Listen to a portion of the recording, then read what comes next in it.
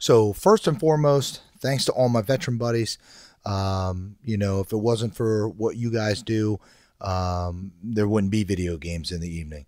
So definitely my hats off to all of my buddies. Hopefully I got them all in there. Thank you for your service. Now let's move on to some of the fun stuff. First thing I'm going to show you is some of the things that I really love about Battlefield 3. Check out this jump I did with my buddy TZ, jumping off here. I know it's only he and I, but this is one part here that is just, I think, really awesome. And I thought TZ was going to smack off of the rocks, but he wound up being all right.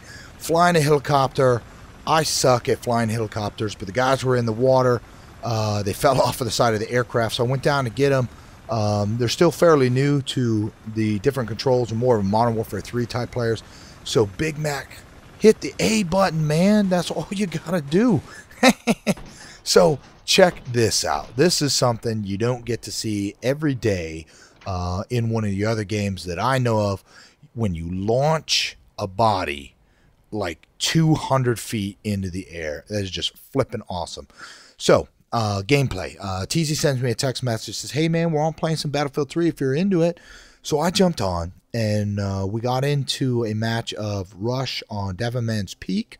And one of the things I really loved about this match was we were aggressive in our attacking. There was a lot of good team play.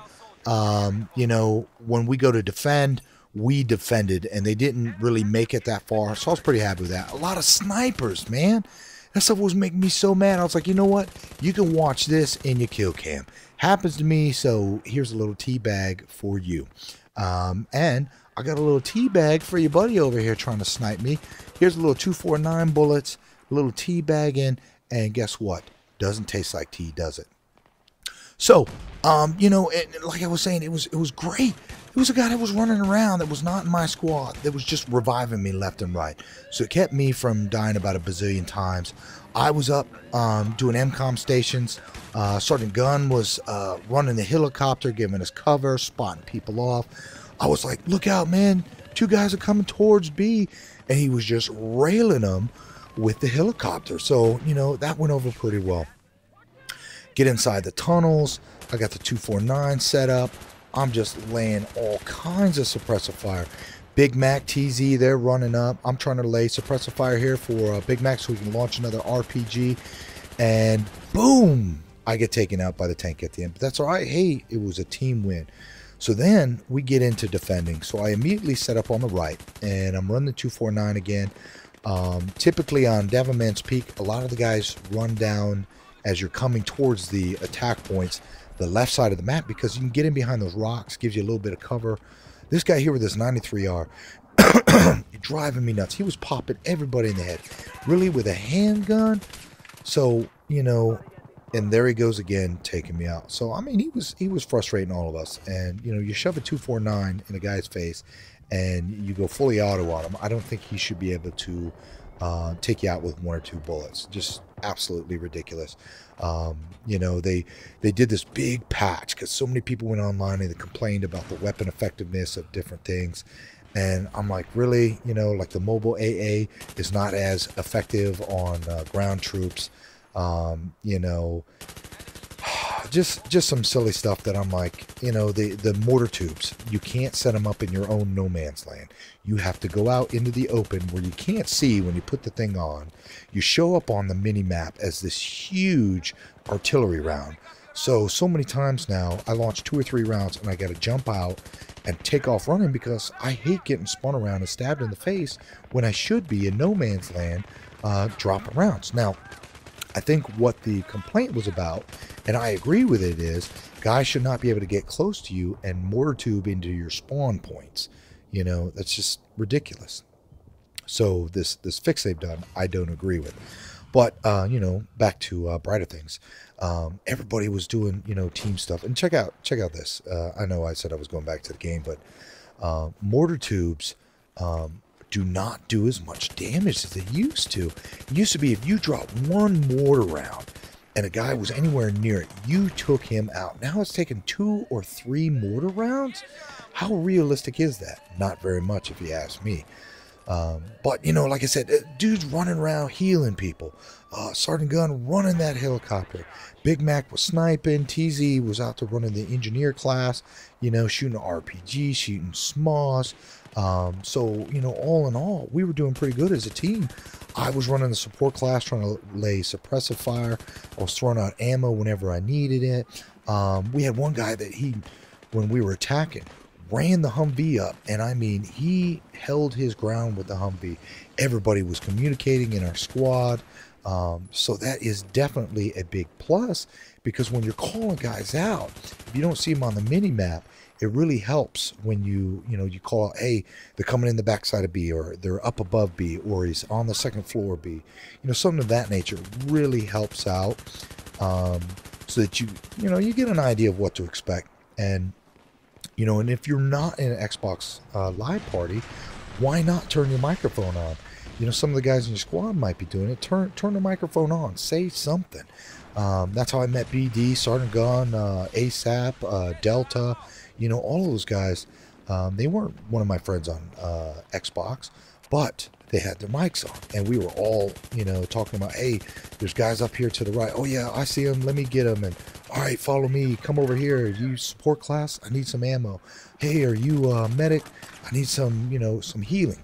And that made the games nice. I think I was talking about it before that ever since I started playing with BD and some of his buddies, Delta and ASAP, you know, and some of those other guys, that when we play together, we all try to complement each other. So we wind up winning match after match after match.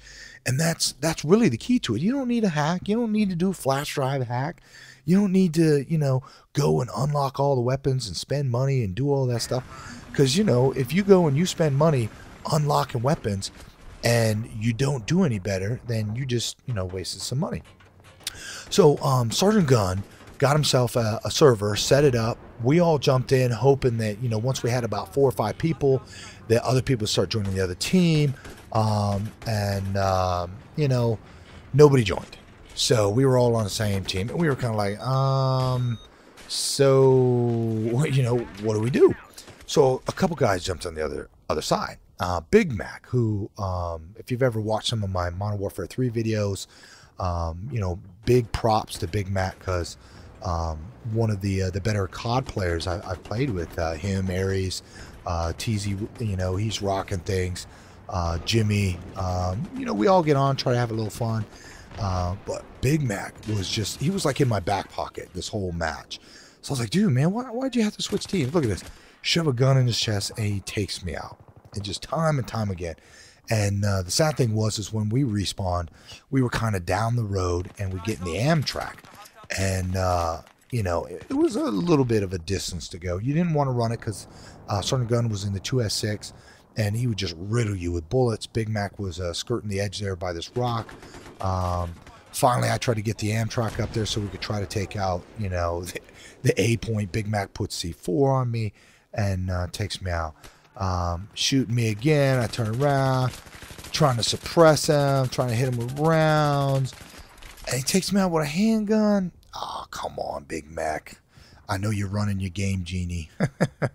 But, you know, all seriousness, Modern Warfare 3 has not panned out to be the game I was hoping it to be. They definitely incorporated a lot of the things that made Black Ops that much better or different.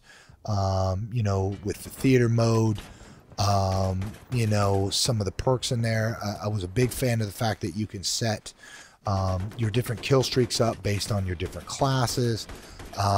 You know, and I think that's a good thing, because I had several classes I'd set up for regular core team deathmatch, hardcore team deathmatch, you know, domination, that kind of thing. And based on what I was playing and what weapon I was running would determine whether I wanted the UAV, the counter UAV, and then, you know, maybe a helicopter. But if I played domination, you know, I was doing the napalm strike, I was doing the attack helicopter, and then I might run the SR-71 Blackbird. But if I played by myself, I'd run the counter spy or counter UAV. That way I could block an SR-71 Blackbird if it was out. But it kind of stunk, because if you suddenly change your class, you were running the same kill streaks. So, you know, definitely a big improvement to the way they were doing it. So, you know, in all honesty, I'm a little excited that COD 2 is coming out. I had better luck with COD. You know, the Black Ops 2. So I had better luck with Black Ops. When it first came out, it was taking a lot to get used to. There was a lot of glitch going on. They came out with some better algorithms. I started doing better. I mean, I was frustrated because I was 3,000 kills below, or 3,000 deaths below my kill. So I had, you know, this horrible kill death ratio. And I started watching the lobby leaderboards. And if I went into domination and there's two guys on the opposite team that were over 300 points per minute, I wasn't going to stay. Something wasn't right. They were getting picked as host a lot. You know, these guys would run SR-71 Blackbird, they would run Attack Dogs, and they'd run Chopper Gunner. And you really can't do much if you're not playing as a team. And I ran a lot of like lone wolf type, you know, matches. I'd just get on and I'd play for an hour or two, and I'd run team deathmatch, and I would skirt the outsides of the map. So, you know, there wasn't a whole lot of teamwork going on. So I couldn't rely on the other people to pick up the slack that I was used to. And it took me about 3 months, and I went 1,000 kills above my deaths. So I was, you know, I was pretty happy with that. I thought I was a pretty decent player. You know, a lot of times I would be playing and I would be leading the room. So, you know, when I got into Modern Warfare 3, I'm like, all right, well, the controls aren't that much different. But, you know, there's no FAMAS. That was one of my favorite weapons. There was no, you know, Galil, you know, and some of the other things. And then I'm like, I cannot find a weapon yet that I'm comfortable with. I mean, you got the Scar L and the CM901, which is like another version of the Scar, which has a small magazine capacity and small or slow fire rate. And, you know, you can go down and look through them. And I think out of all those weapons, I like the Type 95 and the G36C. I love the FAD because of the large magazine capacity, the high rate of fire, and the fact it doesn't kick very much. But each one of the weapons, there's kind of a drawdown to that plus up. Sure, you can put a lot of lead down range, but unless you're hitting above the chest, it doesn't do that much good because you got to hit a guy 4 times in the body or 2 shots, in, you know, up top. And so I'm like, really? Even on hardcore? And I'm like, oh, well, this gun kind of stinks. And I don't want to have to put impact on hardcore when I could be using, you know, 2 attachment silencer and red dot sight. So anyways, you know, I wound up being a bigger fan of Battlefield 3. I can pick the region I'm going to play, the gameplay, the maps I want to play. So I'm a big fan of Battlefield 3. Thanks for watching the video. I'll try to keep some more coming. Thanks again to the veterans, and we'll talk to you later.